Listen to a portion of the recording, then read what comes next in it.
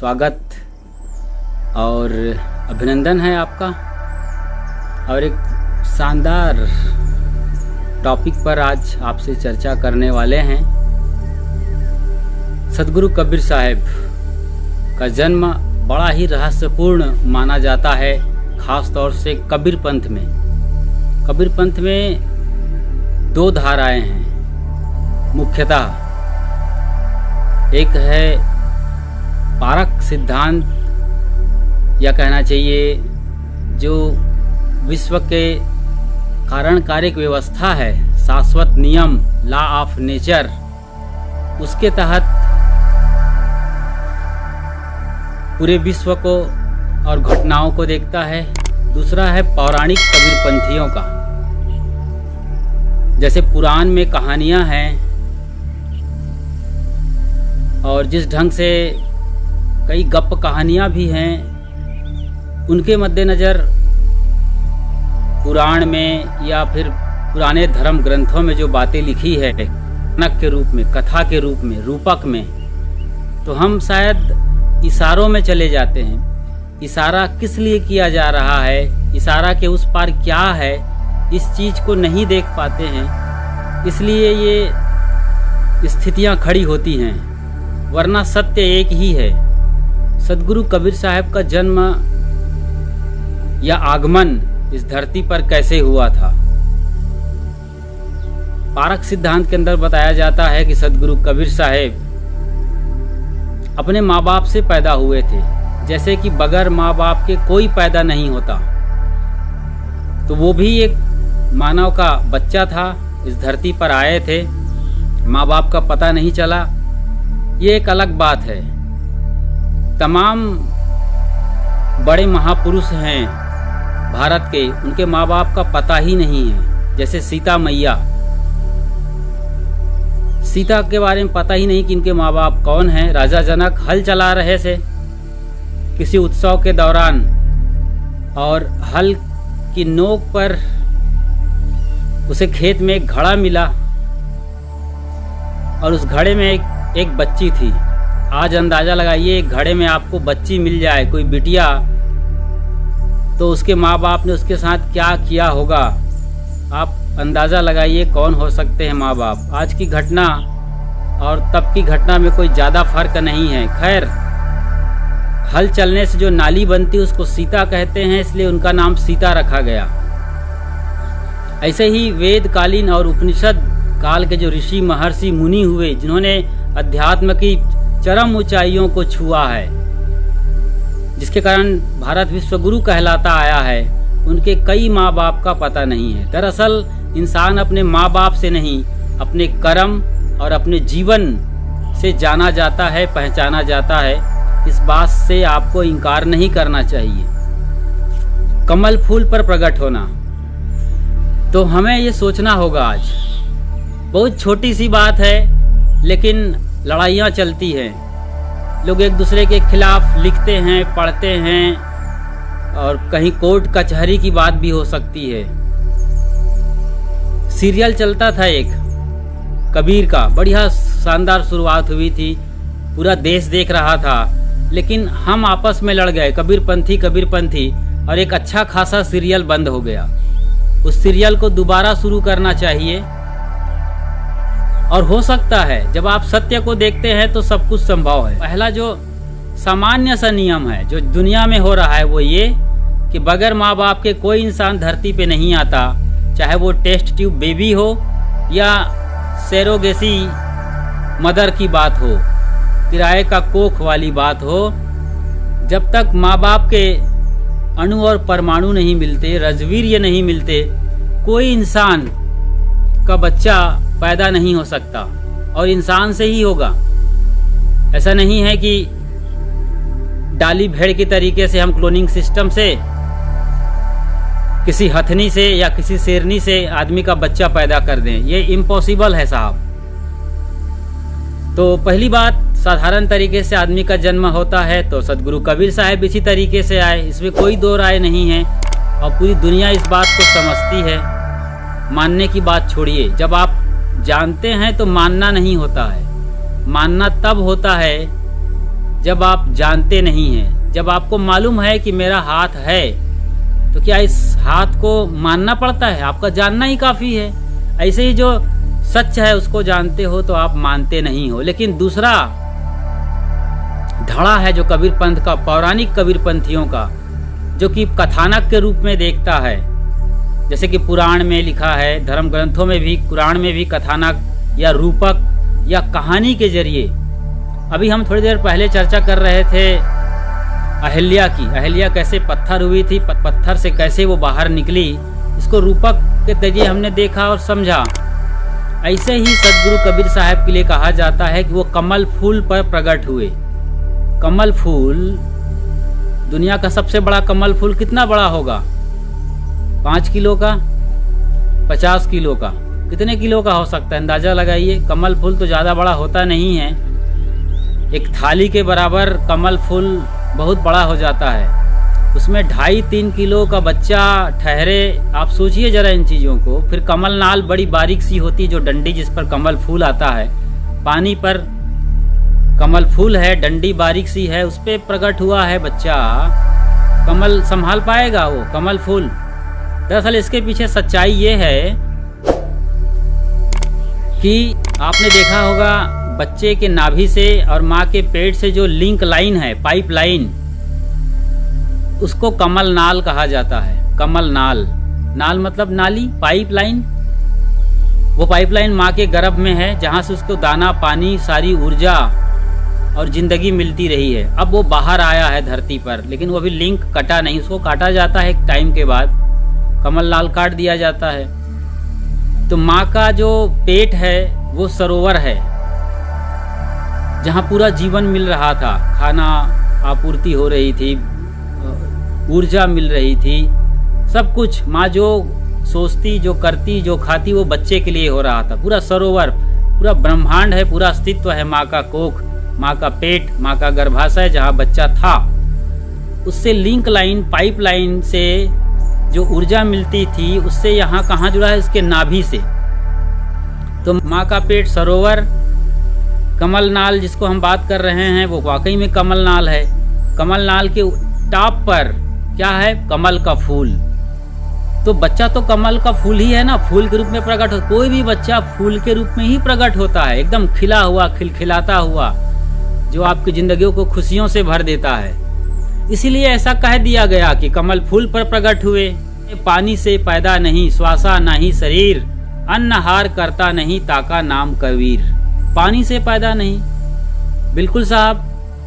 कबीर साहब की आत्मा की आप बात करते हैं, उसके अंदर जो सोर्स ऑफ लाइफ है, जो आत्मा है, उसकी हम बात करें तो पानी से पैदा नहीं होता। न हन्यते हन्यमाने शरीर, नैनम छिंदन्ति शास्त्राणि, नैनम दहति पावका, ना चा क्लेद्यन तापो, ना शोषयति मारुता। आप सब जानते हैं कि हवा उसे सुखा नहीं सकती, पानी भिगा नहीं सकती, आग जला नहीं सकती। ये आत्मा की जो उच्चता है, उच्चता क्या है? आत्मा की जो गुणवत्ता है, ये शरीर के साथ अलग है। शरीर जड़ चीज है, आत्मा एक चैतन्य चीज है, जिसकी सत्ता से मैं बोल रहा हूँ और उसी के सत्ता से आप सुन रहे हैं। आत्मा पानी से पैदा नहीं होता है, पानी से पैदा नहीं। श्वास, वो शरीर श्वास लेता है ना, आत्मा के होने पर शरीर श्वास लेता है, न कि आत्मा सांस लेती है। अन्नहार क्यों करेगा? शरीर को चाहिए। शरीर मिट्टी पानी आग हवा से बना है, तो इसे पृथ्वी तत्व चाहिए। मिट्टी पानी आग हवा जो भी धरती पर है, वो खाना पीना अपन करते हैं, उसे शरीर बनता चला जाता है। आपका शरीर जो अभी दिख रहा है, इसमें आपने कई गैलन या कई टैंकर पानी डाल रखा है अब तक पूरे जीवन में। कई ट्रक आपने अब तक गेहूं और चावल खाया है, कई पीपा आपने घी पिया है या तेल खाया है। यही सब तो बना है ना शरीर। क्या है? आप 2.5 किलो 3 किलो के थे, आज आप 70-80 किलो 100 किलो के हो। ये कहाँ से आया? ये सब मिट्टी पानी आग हवा। लेकिन आत्मा जो चेतना शक्ति है, उसको कुछ नहीं चाहिए। वो तो माँ के गर्भ में भी था, तब भी कुछ नहीं चाहिए था। शरीर के लिए चाहिए सारी चीजें, वो तब भी अछूता है आत्मा। तो आत्मा को कौन बोला है कि मिट्टी से, अग्नि से, पानी से पैदा होता है? तो बिल्कुल सही बोलते हो आप। पौराणिक कबीरपंथी भी सही बोल रहे हैं कि पानी से पैदा नहीं, श्वासा नहीं, शरीर अन्नहार करता नहीं, ताका नाम कबीर। बिल्कुल वही कबीर है। आत्म तत्व की बात हो रही है, परम चेतना की। आखिर शरीर किसका पूजा जाता है? आप राम का देख लीजिए, कृष्ण का देख लीजिए, ये परम काले थे, एकदम सांवले, किशन कन्हैया, श्याम सुंदर कहा गया है। शरीर की पूजा नहीं होती थी, इनके गुणों की वजह से इनकी पूजा होती थी। जो इनकी चेतना थी, उनमें जो क्वालिटी थी, उसके लिए इनको पूजा जाता है। कोई भी गुरु संत, जो भी टॉप मोस्ट महापुरुष हुए हैं, आज भी जो आइकॉन है, लीजेंड हैं किसी खेल में, किसी फील्ड में, उसके शरीर के नहीं पूजा जाता है। उनके खेल के लिए, उनकी क्वालिटी के लिए, उनके हुनर के लिए उनकी पूजा की जाती है, उनका नाम लिया जाता है, उनका गुणगान गाया जाता है, उनकी आरती उतारी जाती है। तो आत्म तत्व कबीर को माना यहाँ पर कहा गया है, इसलिए तो बिल्कुल सही है। और जलज माही पौड़न किए क्या जो आप साखी बोलते हो, पौराणिक कबीरपंथी। तो बस छोटी सी बात है, शरीर सबका माँ बाप से आता है। माँ बाप कौन थे ये कोई बहुत मायने नहीं रखता है। आप अब्दुल कलाम के माँ बाप का नाम जानते हो क्या? भारत के टॉप मोस्ट राष्ट्रपति हुए हैं अब्दुल कलाम साहब, उसके माँ बाप का नाम बताइए आप। आपको तो अब्दुल कलाम साहब के पूरा नाम ही पता नहीं है, उसके माँ बाप का क्या नाम बता पाएंगे आप? लेकिन क्या माँ बाप का पता नहीं है, हम नहीं जानते, इसलिए अब्दुल कलाम साहब छोटे हो गए? अरे उसने तो वो काम किया है जो पूरी मानवता को करना चाहिए। एक मुसलमान होते हुए भी मुसलमान नहीं थे, ना ही हिंदू, बल्कि सच्चे भारतीय थे, बिल्कुल दिल से हिंदुस्तानी 100%। वो काम करने के लिए आप आए हो, और आप कहाँ छोटी छोटी बातों में उलझ गए हो। कैसे जन्म लिया, कैसे विदा हुआ। अरे इसको करोगे, इसकी पूजा करने के लिए हम पैदा हुए हैं कबीर पंथ में, कि कबीर को ज्ञान को जीना है। कबीर ने जो देशना दी है, संदेश दिया है, प्रेम और भाईचारा का पैगाम दिया है। केवल आप रूढ़िगत जड़ मान्यताओं को मानते रहेंगे तो आपस में ऐसी ही लड़ाइयां करते रहेंगे। लेकिन आप उसके केंद्रीय तत्व को समझते हैं किसी महापुरुष के जीवन की, कि उन्होंने जीकर क्या संदेश दिया, कैसे जिया, कैसी उनकी रहनी और गहनी थी, कैसा जीवन संदेश था। इसको आप देखते हो तो उसके नक्शे कदम पर चलना चाहोगे, उससे बेहतर आप होना चाहोगे, जो भी बेस्ट उसने किया है उसको फॉलो करना चाहोगे। वही तो किया ना जो महापुरुष हुए हमारे देश के। कोई भी महापुरुष उठा लीजिए आप, जिसकी पूजा होती है घरों घर में, उन लोगों ने क्या किया, और हम किसकी पूजा करते हैं? उनके गुणों की, ना कि उनके शरीर की। शरीर तो एक 100 साल 150 साल के बीच में विदा हो जाता है। शरीर कहाँ रहता है? मिट्टी, पानी, आग, हवा अपने मूल कारणभूत में समा जाते हैं। चेतना जिसकी वजह से सब कुछ हो रहा है, वो चली जाती है फिर से शरीर धारण करने, या मुक्त अवस्था, ये एक दूसरी बात होगी। तो सबसे बड़ी बात है सदगुरु कबीर साहेब के पैदा होने की बात बहुत छोटी सी है, और उसके विदा होने की बात। कबीर साहब ने जो यहाँ जीवन जिया है देश के लिए, दुनिया के लिए, मानवता के लिए, उनके जो वचन हैं, बोल हैं, वो किसी ग्रंथ में हो, बीजक में हो, बीजक के अलावा साखी ग्रंथ में हो, या लोग जैसे सागर ग्रंथ में मानते हैं। युगलानंद बिहारी द्वारा संपादित जो सागर ग्रंथ हैं, उनमें जो उनकी बातें आती हैं, या धनी धर्मदास जी महाराज ने अपने लोगों को लगाकर कबीर के चरित्र को लिखवाया है अपने सामने। कहा तो यही जाता है कि सदगुरु कबीर साहब पहले हुए, धनी धर्मदास साहब जी बाद में हुए, या साथ में हुए, इससे कोई फर्क नहीं पड़ता है। इतिहास के अनुसार इसे सही या थोड़ा बड़ा फर्क देखा जा सकता है, इसमें कोई बड़ी बात नहीं है। हमारे लिए सब पूज्य हैं, आदरणीय हैं। आज वर्तमान गुरुजन हो तो वो पंथ श्री हजूर साहब हों, किसी शाखा और अखाड़ा के हो, या कोई पारक सिद्धांत या पारक गद्दी का भी हो, या इनके अलावा भी जो कबीर साहब को मानते हैं, जैसे राजस्थान में गरीब साहब के थ्रू, कोई भी मान्यता हो, कोई भी हो, कबीर साहब की बातों को, जो उन्होंने प्रेम, भाईचारा, मानवता और जाति पाति परंपरा, ढोंग ढकोसले जो भी कर्म कांड है, उनसे बाहर निकलने के लिए कहा है। बचपने से बाहर निकलो, तुम बड़े और महान चीज के लिए पैदा हुए हो और तुम छोटी छोटी जो है बचपने के खेल खिलौने और चीजों में उलझे हुए हो। तो बहुत बड़ी बात नहीं है, सीधी सी बात है। कबीर साहब अपने माँ बाप से पैदा हुए थे, जैसे कि पूरी दुनिया में माँ बाप से पैदा होते हैं। आज कोई देखा अपने पिछले 50 साल में, 70 साल में या 100 साल के इतिहास में कोई माँ बाप के बगैर आया हो? एक उदाहरण दीजिए, कोई आया हो? कथानक है साहब, रूपक है।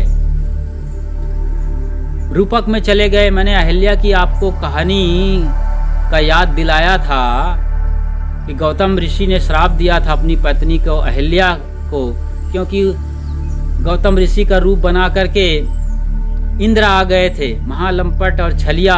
उसने ऋषि पत्नी के साथ समागम कर उसका सतीत्व नष्ट कर दिया। और जब वो नहा के आ रहे थे ऋषि गौतम, तो उन्होंने इंद्र को अपने ही वेश में, मतलब ऋषि गौतम के हुबहू बहुरूपिया वेश में जब देखा, वो भी पत्नी के कमरे से निकलता हुआ, तो सारा माजरा समझ गया, तुरंत साफ दिया। फिर पत्नी भी थोड़ी देर बाद निकलती है अपनी कुटिया से, मानो काटो तो खून नहीं, क्योंकि उन्हें मालूम है कि मेरे साथ बहुत बड़ा छल और धोखा हुआ, पति तो अब नहा के आ रहे हैं। वो कौन था? वो झुक गई, सरेंडर कर दी। लेकिन अत्यंत क्रोध अवस्था में ऋषि गौतम ने उसे श्राप दे दिया और पत्थर की हो गई। ये कथानक है। इतनी बात आप सुन के समझ के चले जाते हैं और समझ कुछ भी नहीं आता है। समझने की बात यह है इस कथानक रूपक, इस घटना से, कि जब एक इंसान के साथ आप गलत करके, छल करके, धोखा करके, उसके साथ उसके ही अपने लोग कोई रिश्ता नहीं रखते, व्यवहार नहीं रखते, तो उसका जीवन पत्थर से भी गया गुजरा हो जाता है। पत्थर जैसे जड़ हो जाता है, मुर्दा, कोई चेतना, कोई संवेदना नहीं रह जाती है, मुर्दा हो गया आदमी। जीती रही, खाती रही, अपने घर में ही रही, ऋषि गौतम के ही निवास में जीती रही, कोई पत्थर नहीं हो गई थी। आप समझिए मत कि पत्थर का वो बड़ा गोला हो गया था। ये तो आप यही अटकते हैं ना, यही तो समस्या है हिंदुस्तान के अंदर। प्रतीकों में उलझा हुआ हिंदुस्तान है, इशारों में अटका हुआ हिंदुस्तान है, यही तो बड़ी समस्या है। इशारे से बाहर निकलिए साहब आप, और इशारे के उस पार को देखिए, जो मैंने पहली लाइन बोला था, इशारों से बाहर, प्रतीकों से बाहर देखिए, तो सच एकदम साफ सुथरा है। सच ये है कि वो पत्थर जैसे जीने लगी, कोई रिलेशनशिप नहीं रहा ऋषि गौतम का, सालों गुजर गए। लेकिन जब उधर से श्री राम गुजरे गुरुदेव के साथ और वहां जाना हुआ, सारी कहानी उन्होंने अपने गुरुदेव से सुना कि क्या क्या हुआ था, कौन रहता था, तो बस उनके साथ फिर संवाद हुआ। गौतम ऋषि के पत्नी के साथ वो बैठे और जो भी ज्ञान था, जो भी ऊर्जा थी, सच्चाई थी, उसके अंदर से पत्थर की जड़ता हो गई थी, उसकी चेतना मर गई थी, उसको पुनर्जीवित किया, समझाकर, एकदम थक हार करके मुर्दा हो गई थी वो, पूरी समाज से मतलब दुत्कारी गई। जिसके साथ ऐसा केस हो, उसका पति उसको घर से निकाल देता हो या उसके साथ अलग व्यवहार करता हो, कोई रिलेशनशिप नहीं, कोई इंटरेस्ट नहीं, कुछ भी नहीं है, आत्मा मर जाती है उस पत्नी की। यही हुआ था। राम ने समझाया कि तुम्हारा शरीर मिट्टी पानी आग हवा का है, जो चेतना तुम हो, अहिल्या, जो असल अहिल्या है तुम्हारे भीतर विराजमान है, उसको देखो, उसको समझो, उसकी चेतना को देखो। वो कभी पत्थर नहीं है, वो अनब्याही है, उसकी कोई शादी नहीं है, कोई ऋषि गौतम उसका पति नहीं है, कोई इंद्र उस अहिल्या को पतित नहीं कर सकता। वो चेतना हो तुम, वो जगाया, वो संदेश दिया, फिर चेतना जाग गई और फिर वो अहिल्या पुनर्जीवित हुई थी। ये है कहानी, ये है घटना। लेकिन आप लोग केवल कथा में ही समझते, कथा के उस पार की जो असली व्यथा और तथ्य है उसको देखने आना चाहिए। ये जो देख लेता है वो कहीं नहीं अटकता है। तो कबीर साहब माँ बाप से पैदा हुए थे, सीधी सी बात है, पूरी दुनिया ये समझ रही है। लेकिन कमल फूल पर प्रकट होने का इतना ही मतलब है कि माँ का पेट सरोवर है और कमलनाल से, पाइपलाइन से खाना पूर्ति और जीवन मिलता है, बच्चे को बाहर आता है, दाई उसके कमलनाल को एक खास टाइम पर काटती है और अलग करती है दोनों को। तो कमलनाल से जब सरोवर से लिंक जुड़ा हुआ है तो प्रकट होगा, फूल होगा, वो तो कमल फूल ही होगा ना। इसीलिए कबीर साहब को कमल फूल पर प्रकट हुए माना गया। एकदम सुकोमल बच्चा है, अभी अभी नवजात, किसको प्यारा नहीं लगता है? अरे कुत्ते के पिल्ले भी कितने प्यारे लगते हैं जी। और की क्या बात करते हो आप? कोई भी प्यारा हो, मतलब बच्चा अभी अभी आया हो, कितना प्यारा मासूम लगता है, देखते ही उठा लेने का मन करता है। चाहे वो खरगोश का हो, चाहे कबूतर के बच्चे हो, चाहे मुर्गी के चूजे ही क्यों ना हो, आप उठा लेते हो। कितना मासूम और प्यारा, कितना शानदार और सुंदर उनके जो अटखेलियाँ होती हैं, कुलांचे भरते हैं, दौड़ते हैं, भागते हैं, सब कुछ प्यारा लगता है। बस इतनी सी बात है। तो हम आज कबीर साहब के बर्थडे पे चर्चा कर रहे थे। जन्म कुंडली कह लीजिए, जन्म कैसे हुआ, तो ये बात है। ऐसे ही विदाई की बात है, वो फूल हो गए, समा गए। इतना बड़ा मसीहा जो दुनिया को शांति और सुकून का पैगाम दिया है, राष्ट्रीय एकता के सजग प्रहरी हैं, विरोधी भी जिनका गुण गाते हैं, ऐसे वचन कहने वाले। कबीर खड़ा बाजार में सबकी मांगे खैर, ना काहू से दोस्ती ना काहू से बैर, कबीरा ना काहू से बैर। तो जो आदमी का किसी से लेना देना नहीं है, बल्कि सबसे लेना देना है, सबसे ज्यादा प्रेम मोहब्बत और शांति का संदेश तो इन्होंने ही दिया है पूरी दुनिया को। तलवारें खिंची होती थी हिंदू और मुसलमान की, काशी के अंदर जो पंडितों की नगरी है, लेकिन ऐसी बानी बोलते थे, नंग धड़ंग पहुंच जाते थे, एक लंगोटी लगाकर, एक गमछा लपेट कर, एक ओढ़ कर, एक चदरिया, और अपनी बात रखते थे और लोग सुनते थे। मुल्ला को भी फटकारा, मौलवी को भी डांटा, और पांडे जी का भी कसकर खबर लिया, और पुरोहित जो को भी रगड़ डाला। पूरा बीजक पढ़िए साहब आप।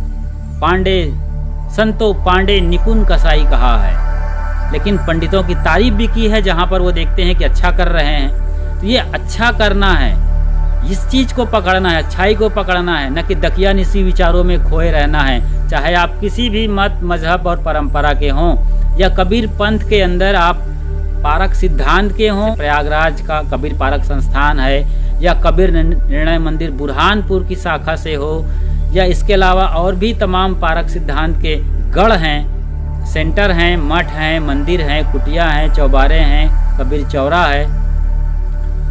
काशी में कितने मठ हैं आप जानते ही हैं। इसके अलावा और पौराणिक कबीरपंथी हो, जो कि प्रगट के रूप में कबीर साहब को देखते हैं, अवतारी पुरुष मानते हैं, माँ बाप से पैदा हुआ नहीं मानते। अरे इतने बड़े महापुरुष मलमूत्र में लिपटा हुआ पैदा होगा?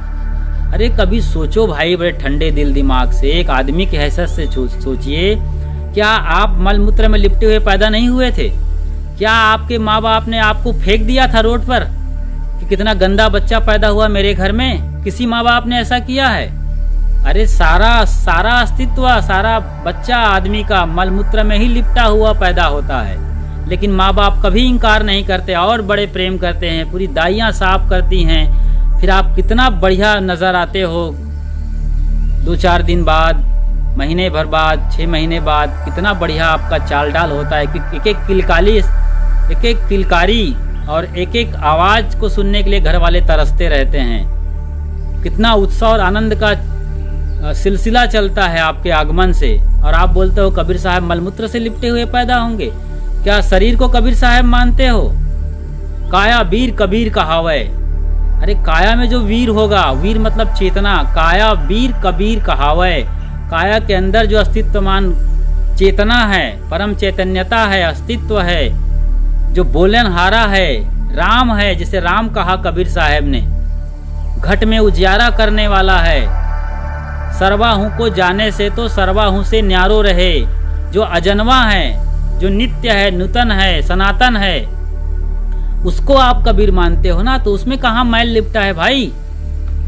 मेरे प्यारे कबीर पंथियों, चाहे आप दामाखेड़ा से हो, खरसिया से हो, या कुदुरमाल से हो, या और भी गढ़ हैं गुजरात में, तमाम कबीर पंथ का वहाँ पर सेंटर है, गुरुजन है, महंत हैं, संत हैं। मेरी सबसे हाथ जोड़ के विनती है कि आप लोग बैठिए, मेरी इन बातों को फिर से सुनिए, आप रीस्टार्ट करके आप बैठिए किसी एक जगह पर, मैं भी आऊँगा आपकी सेवा में, अपनी बात रखूँगा। और कोई झगड़ा नहीं है कबीर पंथ में, हम सब कबीर के प्रेमी हैं, कबीर को जानते हैं, मानते नहीं जानते हैं। उनकी वानियों को पढ़ करके, उनकी वानियों में ऐसी कोई बात नहीं लिखी है जो हम कबीर साहब के लिए उठाते रहते हैं। कहीं पर अपने जन्म का जिक्र किया कबीर साहब ने? नहीं किया, है ना। बाद में हम लोग ने किताबें बनाई हैं, अपने ढंग से लिखा है, वो अलग बात है। लेकिन कबीर साहब कहें कबीर दासन के दास, वो तो दास मानते हैं अपने को पूरी दुनिया का। कहे जो दास हो जाए, सबसे ऊंची है दास पना। उनके बीजक को पढ़िए, ज्ञान को पढ़िए, वानियों को पढ़िए, तब समझ में आता है। केवल गुरु ने कहा, हमारे आश्रम ने ये कहा, हमारी परंपरा ये कहती है, बस उसी ढर्रे पे चल गए पोंगा पंथी, उसी को हम लेके आपस में जद्दोजहद करते हैं, वैचारिक मतभेद रखते हैं, ये सोशल मीडिया पर एक दूसरे के खिलाफ लिखते रहते हैं। ये मजेदार बात नहीं है भाई, इसको समझना होगा, सच को समझना होगा। सब बैठें, कबीर पंथ के अंतर्गत जितने फिरके हैं सबको बैठना चाहिए और आपस में इन चीज़ों पर बात करनी चाहिए कि ये गलत है, कि हम एक अलग अलग आंखों से गुरुजी को देखें, एक सदगुरु कबीर को देखें, लेकिन उसके अंदर जो अस्तित्व है ना, चेतना जो प्रेम से भरा। प्रेम का कौन सा पंथ होता है? प्रेम के जन्मने की बात होती है क्या? मरने की बात होती है क्या? कैसे जन्म लिया, कैसे मरा, क्या किया, क्या खाता था, क्या? अरे प्रेम प्रेम है, प्रेम है, सत्य है, न्याय है, धर्म है, सील, सदाचार, ये तो सबके लिए बराबर है। चाहे आप हिंदुस्तान में हो, चाहे आप ऑस्ट्रेलिया में हो, कहीं भी हो, आप दुनिया के किसी कोने में है, सबको प्रेम चाहिए। प्रेम ना बाड़ी उपजे, प्रेम ना हाट बिगाए, राजा प्रजा जेहि रुचे, शीश दे ले जाए। और हम पोथी में अटके हुए हैं, और साहब कहते आँखन देखी, और तू कहता कागज की लेखी। ओह, कितना दर्दनाक है ना। हम साहब के होकर के साहब को नहीं समझ रहे हैं, किताबी ज्ञान में उलझे हुए हैं। पोथी पढ़ पढ़ जग मुआ, पंडित भया न कोय, ढाई आखर प्रेम का, पढ़े सो पंडित होय कबीरा, पढ़े सो पंडित होय। तो उस प्रेम को हमें पढ़ना है जो कि मान्यताओं से बाहर है। जब हम मान्यताओं को कि हम यहाँ वाले, हम वहाँ वाले, हम फलाने कबीरपंथी, हम ठिकाने कबीरपंथी, ये फलाना धमाका जब छूटेगा ना, पीछे रह जाएगा, आप आगे हो जाएंगे चेतना के स्तर पर। फिर वही नजर आएंगे जो सब में है, समाया हुआ है, घट घट समाया हुआ है, जर्रे जर्रे में समाया हुआ है, कण कण में समाया हुआ है, वो चेतना और वो कुदरत का कानून, जो लॉ ऑफ नेचर अभी पता चल रहा है। कोरोना वायरस ने पूरी दुनिया में तबाही मचा दिया है। सारे मत, मजहब, पंथ, फिरके, संप्रदाय का कोई अस्तित्व नहीं रह गया। ना कोई हिंदू है, ना कोई मुसलमान, ना कोई, ना सिख, ना ईसाई। वो देख के आती है क्या कोरोना वायरस? उसके लिए क्या है? सिर्फ आदमी हो तुमने गलत किया है, जहर उगला है, प्रकृति के साथ खिलवाड़ किया, प्रकृति का बलात्कार किया, और वो तैयार है, अब प्रकोपित हो गई है प्रकृति बदला लेने के लिए। उसके लिए ना कोई पार्टी है, ना कोई देश है, ना कोई पंथ है, ना कोई मान्यता है, ना स्त्री, ना पुरुष, ना जाति, ना धर्म, कोई नहीं। तुम्हारा आदमी होना काफी है। वो आदमी के तरीके से देखती है, और आदमी हो ही। आप आदमी पैदा हुए थे, अभी भी आदमी हो गए हैं, और आदमी होके ही आपको मरना है। ये कोरोना वायरस भी देख रही है। लेकिन हम तो इस जाति के हैं, इस मत के हैं, ये हमारा ग्रंथ है, ये हमारे गुरु हैं, ये हमारा पंथ है। हजार फिर तोड़ने के तरीके हमने बना रखे हैं। पगडंडी को ही अपनी खोपड़ी पर लाद के चल रहे हैं, रास्ता को अपने बस्ता में ले लिए हैं। क्या इंसानियत है हमारे पास? क्या संदेश देंगे? जब हम ही आपस में लड़ते रहेंगे तो बाकी दुनिया को क्या समझाएंगे? और कबीर का क्या संदेश जा रहा है आज देश को? लोग कह रहे हैं आपस में ही लड़ रहे हैं, साधु साधु, पंथ पंथ, महंत महंत, संत महंत, गुरु चेला, कहीं सत्ता पाने के लिए तो कहीं सत्य को हथियाने के लिए।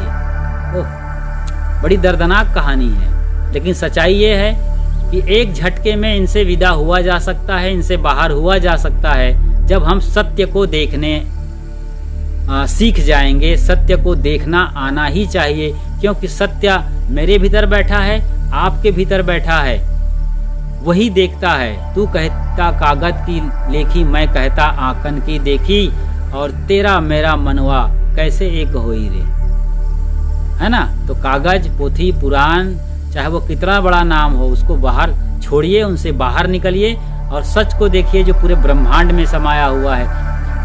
तेरे भीतर है, मेरे भीतर है, आपके भीतर है, मेरे भीतर है। उस सत्य को देखें जो सर्वव्याप्त है, सर्वसत्य है, सर्वशक्तिमान है, उसी को कहा गया है। उसको जिस दिन देखेंगे, उस दिन ये छोटे मोटे झगड़े के कारण ऐसा जगह तो कीड़े मकोड़े भी नहीं करते होंगे, वो आदमी कर रहा है, इनसे बाहर निकल जाएंगे और सबका भला होगा। वो दिन जल्दी आना चाहिए। पूरे कबीर पंथ को बैठना चाहिए एक जगह, जमीन पर दरी बिछाकर। बड़े बड़े हेड, जो बड़े बड़े मुखिया हैं, संत, महंत, गुरुजन, मठाधीश, मंडलेश्वर, जो भी हैं अपने कुटिया के, अपने कबीर चौरा के जो भी हेड हैं, जो भी गुरु हैं, सब इकट्ठे हों कहीं पर। जैसे नर्मदा किनारे गुजरात में भरूच के इलाके में कबीर वड़ के नीचे बैठा जा सकता है, या फिर इलाहाबाद में बहुत बड़ा मैदान है, वहाँ बैठा जा सकता है, संगम किनारे, कहीं भी बैठी। लेकिन अभी नहीं, अभी तो लॉकडाउन चल रहा है। जब मौका आएगा तब बैठेंगे, इन चीज़ों पर बात होनी चाहिए।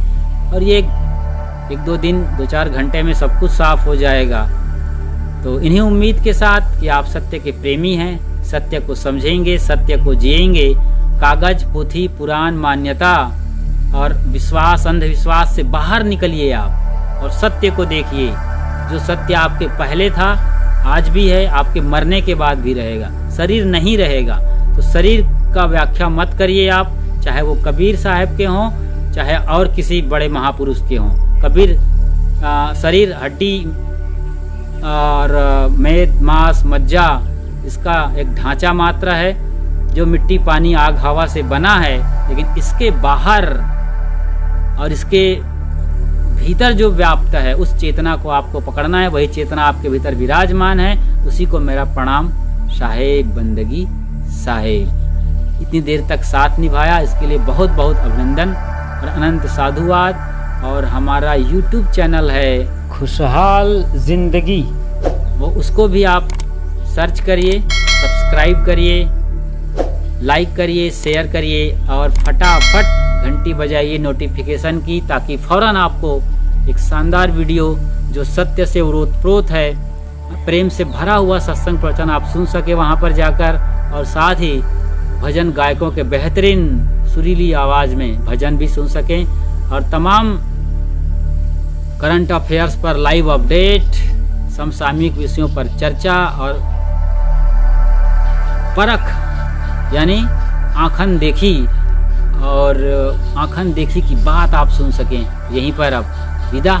साहेब बंदगी साहेब।